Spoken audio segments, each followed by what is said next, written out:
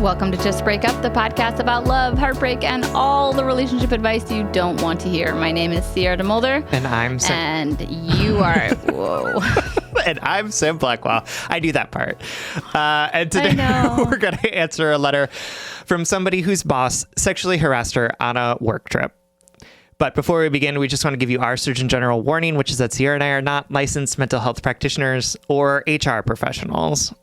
No, we're not. And honestly, that's my biggest frustration with this letter is I don't actually know what the right thing is to do, but I hate all of it.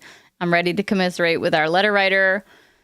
But remember, before we get into it, Sam and I are not professionals. We don't know what we're talking about. We don't know what we're doing. So please take our advice as you see fit in your life. We're only here to offer our humble musings to hopefully shed some understanding and maybe some laughs about the incredibly rewarding but mostly confusing experience that is love and work. Yes, absolutely. All right, let's get into today's letter. It is from Keeks, pronounced like Keeks. There's a pronunciation guide there. Whose pronouns are she, her, and they, them, who's writing to us from the void. Hi, Sam and Sierra. I, she, they, 27, am immensely fortunate enough to have landed my dream job about a year ago. I truly love my career and find the work I do to be meaningful and rewarding. And given the type of work I do, this is really the only position like it until I move to another state. I work closely with two other people, my boss, male, 50s, and another coworker. Until recently, I would have said that my boss has been a great mentor, is really good at and passionate about the work we do, and is nice and funny and just generally a cool person. We spend a lot of time together between regular daily work and the occasional work trip throughout the state. From these experiences, I greatly trusted, admired, and felt comfortable with him and considered him a friend. Some other important context before I get to the meat and potatoes of my letter is that I'm a full-blown people pleaser. I have a really hard time feeling and processing emotions in the moment and don't have a confrontational bone in my body. While I do feel like I've come a long way since realizing this about myself, thanks JBU, it's still something I struggle with. Okay, here we go. A few months ago, my work trip went to a conference together out of town. On one of the first nights, we were drinking like we often do at overnight trips, but ended up drinking way more than we usually do. My coworker wasn't feeling well, and when we got back to the hotel, just my boss and I continued hanging out in his room to play cards, another thing we often do on trips. Except this time, it went differently. He did things like insist on turning the card game into a strip game, and took one of my socks off when I wouldn't participate, asked me lots of sexual questions, and would press when I didn't want to give an answer, or gave a vague one. Offered to show me naked pictures of himself, and once I went back to my room, texted me from our work phones twice to ask for my personal number. Writing it out makes me feel so naive and weak for not leaving the instant it started. Ugh, I can't even. But in the moment, it was just confusing. It was all done in a lighthearted and jokey way, and from a person that I admired and trusted and wanted to like me. For a while, I think I tried to convince myself that he was talking to me like he'd talk to, quote, the boys. But more so, I think that even though I knew I was uncomfortable, I didn't have the personality for, and subconsciously didn't feel safe to be confrontational. I just felt frozen and trapped. It wasn't until I got back to my room and started to write things down because I knew it all felt icky that I started to cry, putting them into words and realizing what had just happened and how violated and uncomfortable I felt. My boss and I acted like nothing happened for the rest of the conference. I spent the entire week not being able to think about anything else and struggling with what to do about it. I just wanted to go back to how things were before, when I loved my job and the people I worked with. While not going to HR made me feel anti-feminist and like I was betraying womankind, the thought of doing so felt even worse. Knowing that my boss is well known and liked at my workplace, which can be a bit of a boys' club, the thought of everyone knowing this had happened and thinking I was an idiot for going into the room in the first place made me feel sick. I didn't feel like I could justify or forgive myself for potentially, quote, ruining his life, even if it was only by making what he did known. I would just rather leave. But at the same time, that would mean giving up a job that I otherwise truly loved and worked hard for, and it's where I want to spend the rest of my career.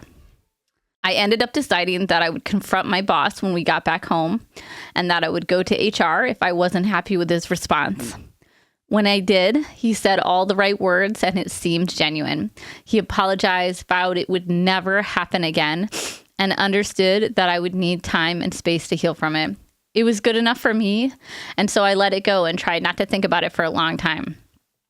I was just so fucking sick of thinking about it. But as I'm sure you can guess, that wasn't really a long-term solution. It's been about 3 months, and I think now that some time has passed and I'm out of crisis mode, I'm starting to think about it again and actually process it. Ultimately, I don't think I wish I did anything differently other than not going into the room in the first place. But I guess I'm just having a hard time holding all these conflicting emotions, and I'm becoming sick of thinking about it all the time again. Most of all, I just have this lingering anger inside me that I don't know what to do with. I'm angry that he betrayed my trust in that situation. I'm angry that when I shared this experience with a few close women in my life, they'd had similar stories to share back. I'm angry that even though I believe he is a generally good person who fucked up, I find myself wondering if his apology was genuine or if he just knew the right words to say to get out of pain for the consequences. I'm angry that I know this anger is my doing because I chose this interaction. I'm angry that this whole thing makes me feel like I have to choose between a job I saw myself spending the rest of my career in and otherwise adore and feeling truly safe at work. I'm just angry and tired and sad and feeling small. Any musings or love, even if it's tough, would be greatly appreciated. Sending you lots of love, Keeks. Oh, Keeks, thank you for writing to us and for trusting us for this. Obviously, Sierra and I feel deeply for you in this situation. And I'm so sorry that this happened to you. I'm so sorry that this man who you trusted and looked up to and admired betrayed you in this way. I'm so sorry that we live in a world in which you telling people about this and him facing some sort of consequence means that you have to be dragged through shit in order to make that happen. I'm so sorry that we live in a world in which other women in your life have similar stories of how men in power did this type of shit to them. And I'm sorry that you now have to figure out how you want to move forward with this, even though you did nothing to deserve it. You didn't choose it and you did nothing to cause it, right? I know that you regret not going into, or I know that you regret going into that room with him. And also you trusted him, right? Also, no matter what happened in that room, it's not your fault that you went into it. Right? You thought this person was your friend. You thought this person was going to be able to hold and care for you in a way that wouldn't put you in danger and that wouldn't make you uncomfortable or feel unsafe. And that this man betrayed it. And that's not on you. That's on him. And I just feel so much sadness and anger at the same time hearing this story. And so much of this, I think, is going to be relatable to people who have experienced something similar. And, Sierra and I just really want to be here to hold you in how difficult the situation is and how all of the things that you're feeling about it, all of the different emotions that are coming up for you are so totally understandable and deserve time and attention and care. And we can be two people through your AirPods that can help you with this and hold you and affirm you. And also we hope that you have people in your life who can do the same thing, because that's what you deserve in this moment, is to be cared for and to be tended to. So are we going to go to a break? I'm ready. I'm ready. Okay. Before we do that, we do need to take a short break. And we will be back with you in just a minute. All right. Welcome back, my darlings. Obviously that reading the letter aloud made me incredibly emotional. And I think as Sam was talking, I was like trying to pinpoint exactly why, other than, I don't know, the obvious.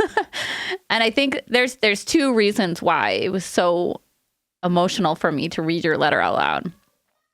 One is how deeply, deeply familiar this lived experience is of yours, that I have heard people all over my life talk about, that I have experienced in so many different levels. You know, I'm like sitting here and thinking, like, how many times have I felt like I was befriending a trustworthy man with integrity who was going to treat me like a whole human being, and then like was betrayed by that. I can think of literally a dozen examples right now in my head in which like I remember like the simplest one that it took me like 5 years to process. I was a barista, and there was this older man who would come in and get a double espresso, and he was nice and friendly, and we would talk about his wife who was sick, and we would talk about poetry. And I thought that we could have a relationship, like a friendship, like an elder and younger person friendship, you know, or whatever that was, because he was so kind and friendly, and his wife was dying. And so I talked to him about that. And then one day he came up to me at my fucking workplace and said, "I want you. I want to sleep with you." And I remember being like, were those his words? Yeah. Yes. Out of the blue. And I remember like laughing and then walking away because I didn't, whatever. That's literally I was like 20. I'm sure there were instances before that, but that's the earliest one I can remember in my adulthood. And I've got 20 more years in my belt of shit like that, of professional experiences that were derailed by men's inability to see women as whole beings. That's what it is. That's the problem with this scenario right here, is that your boss wasn't able to access his respect for you. And it's just so fucking disrespectful and so dehumanizing and so familiar. Like, and I want to say, like, the other thing that's so frustrating, not frustrating, the other thing that was so painful about reading your letter is the fact that you would ever think that we had any like tough love for you. And the way that I could feel you doing that emotional gymnastics and the labor that's required of people in situations like this, of any body, of any gender, in which they do the gymnastics to think, well, I walked into that room, or maybe they were thinking this, or, oh my God, his job, or his reputation, oh my God, my own privacy. You know what I mean? Because you're just I see all the labor you're doing, and the labor that is required of us, of people who are victims to other people's disrespect and abuse. You know, it's just, I feel like I actually feel truly humbled by this human ability to just try to fold ourselves so small that we can caretake for everyone around us. Like, I know that in the best situations, it's a superpower. And in this situation, it makes me feel so sad. And it also makes me feel so kindred. And I don't really know what to do with those feelings, you know? We do disservice to people who are victims or survivors of, you know, sexual harassment by trying to litigate our way through, well, you shouldn't have done this, or you should have done this, right? Like, oh, clearly you made the wrong decision, right? Like, you shouldn't have gone in that room. You should have left when it got weird, and you should have told people, you should have gone to HR, you should have gotten this person fired, right? And I think that these situations are so complicated, and the experience of being in these situations is so complicated that it does such a disservice to us to say that we would have handled it differently, or you should have done this instead of this, right? Because all of this is so intensely personal. It's so human. The experience that you went through in that hotel room was trauma, right? And it's not like any of us respond in any way to trauma in any way that's rational, right? We do what we need to survive in those situations. And so your experience of going in there and freezing and fawning and just going along with it because you're not processing like how bad it is so deeply understandable and so closely and you matches trusted this person. Absolutely. And of course you are going into this room, you're expecting one situation, which is having fun, playing cards, everyone's having a good time, and suddenly everything is the exact opposite of what it was a moment before. And of course, our brains, our hearts, our bodies need time to process that. And that experience that you have matches so closely with the experiences of other people who have told me their stories of being in similar situations, right? And of course, their immediate reaction is, I should have left. I should have known what was going on. And it's like, no, this person should not have done this to you, right? Like that's the thing that happened, right? Like that's the thing that created the problem here, not how you responded to it, not the fact that you trusted this person, not the fact that you two were friends before this went on, but the fact that this person would betray your friendship and trust like this. That's the issue here. Like that is the thing that went wrong. That's the choice that should have been made differently. And all of the other choices that you made that led to that moment or in the way that you responded to it are not the problem here. They're not the things to be fixed. They're not the things that we need to go back and dissect and decide, oh, you should have done this differently. And if you had, it would have made a different outcome, blah, blah, blah, right? Even this idea of like, you should have gone to HR immediately and told them and all of these things. It's like, you are not the problem here. You are the person who is been dealt this shitty experience through nothing that you did, and because in no way did you deserve it, right? Like, and I think sometimes we get so hung up in like how people are supposed to respond to these situations and what they're supposed to do after that we lose sight of the fact that actually where we should be putting our time and attention and focus is on what this man should have done differently or fixed or not done, right? Like that is the core issue here. And so I want to just like hold for you that I know that there are probably like a lot of people out there who are going to say, you should have gone to HR, you should have reported this man. And I just want to name that none of us are in your shoes. None of us know what it's like to be you. None of us know what it's like to be you in this experience. And so the fact that you didn't is understandable, and it is your choice to make. You get to decide what your continuing relationship with this workplace and with this man look like, given the circumstances that you're in. And Sierra and I are not going to sit here and tell you what you should or should not be doing in this situation.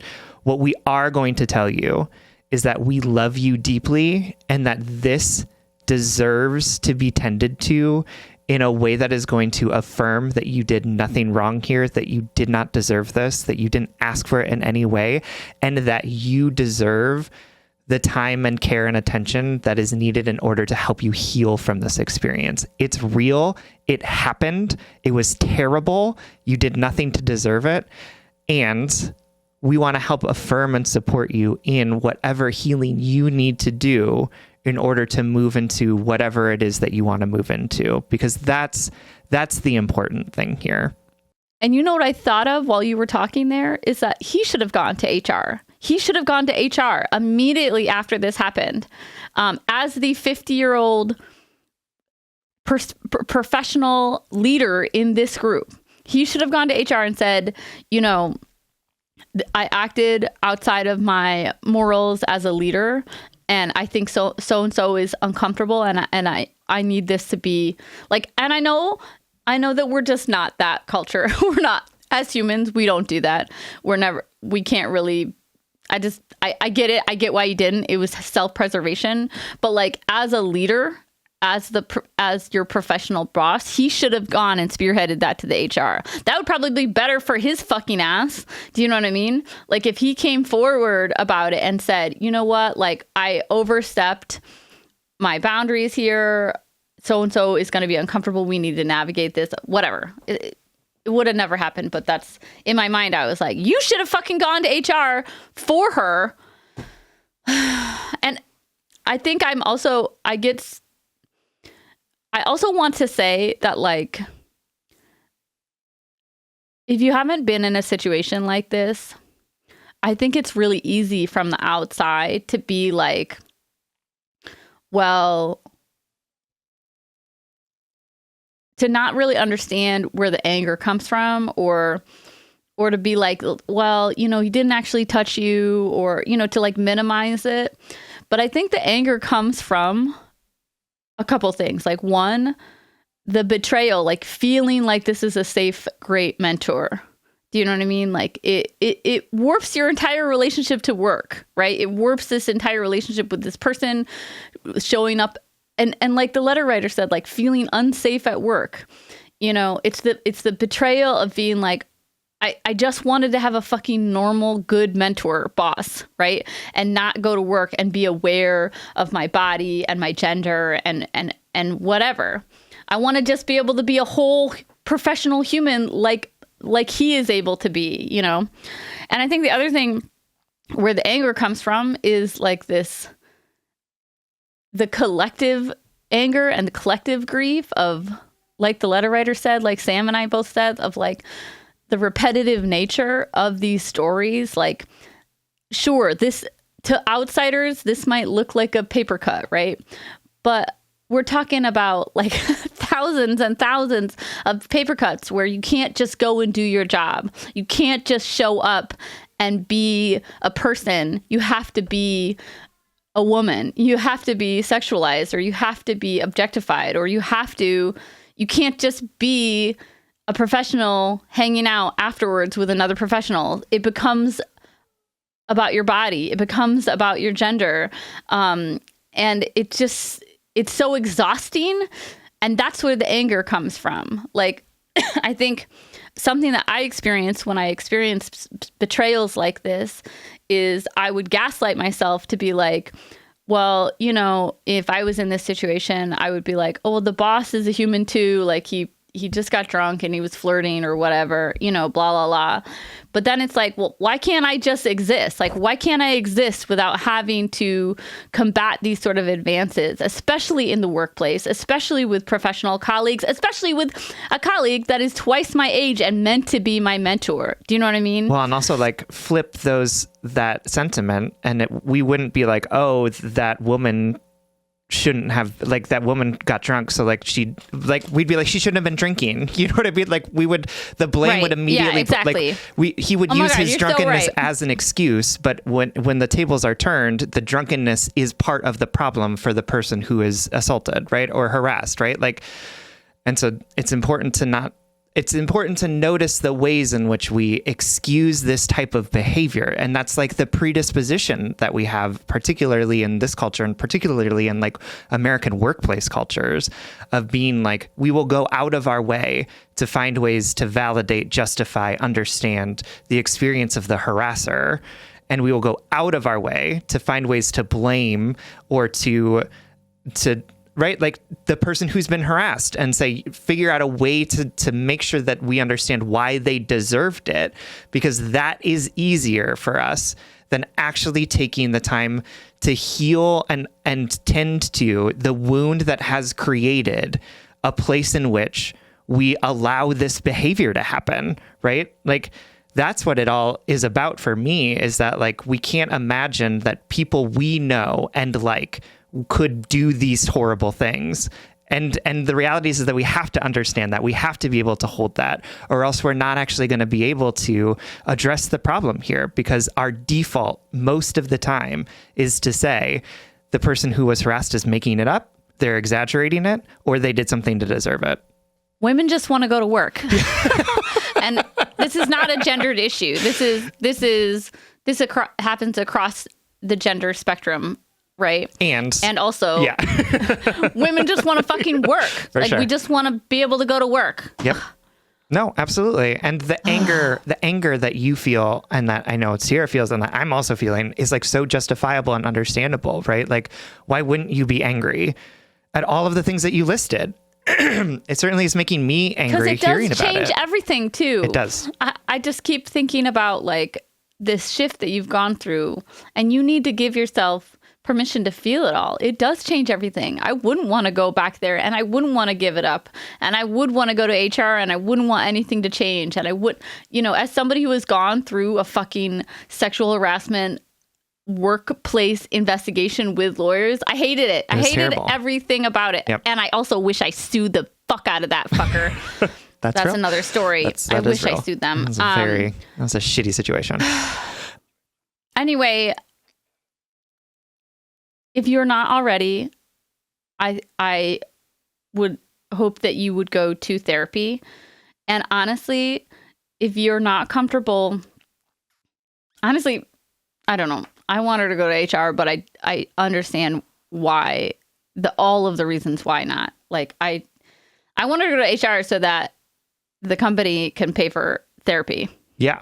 I mean, I want them to go to HR because I also want this man to be fired. Yeah. But like but I also like, I recognize how, like you said, how difficult that process is. And and that's shitty too, right? Like I was also fucked up about it too, is that like you, letter writer, my dearest, are in this position where you have to decide whether you want to go through the emotional and intellectual and spiritual trauma that is filing an HR complaint in this fucking corporate world that we live in, right? Like, or just pretending like nothing happened. Like, it fucking sucks that those are the two options that you have in this moment. It's infuriating. And let me just leave you with this. Like you've said, you've drank together as a team. Like you've said, you've played cards together as a team. If your coworker had stayed, the one that got sick, would any of this have happened?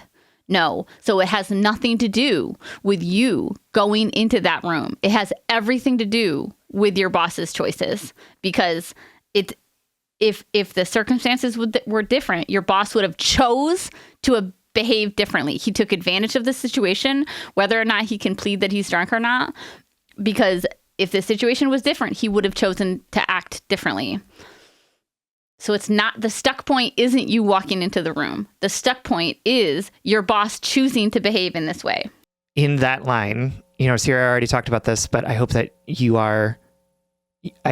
have a therapist who you are talking to about this. And I also hope that if you're not, that you find a therapist that is trained in supporting folks who are experiencing PTSD, because I think that this experience and the way that you are describing it feels like it was a trauma for you, and like it understandable. It would be traumatic for me. I think it would be traumatic for a lot of us. And so I want you to also be able to hold this with the reality that this is something that needs attention, and that you can do that in partnership with a therapist who's trained in lots of different tools that can help folks who have experienced PTSD to be able to hold that traumatic event for them differently than they might be able to otherwise.